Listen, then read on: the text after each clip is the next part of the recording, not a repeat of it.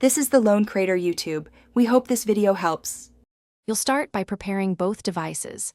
Update the Eufy camera firmware and the Eufy security app, and make sure your iPhone runs iOS 16 or later. Now open the Eufy app, sign in, and add the camera if it isn't already listed. Use the Add Device flow and complete camera setup on 4 GHz Wi-Fi. Once done, keep the phone near the camera and disable any VPNs or guest networks so pairing traffic isn't blocked. Next, you'll enable Homekit pairing inside the Eufy app. Tap the camera, go to Settings, and choose Homekit or Apple Home Integration. The app will show a Homekit setup code. Either scan it with your iPhone camera or tap to copy it into the Home app.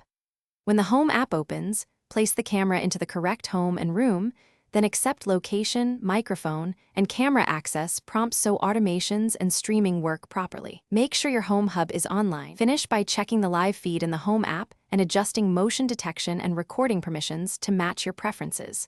Make sure your Home Hub, Apple TV, or HomePod is signed into the same iCloud account and is online for remote streaming and notifications.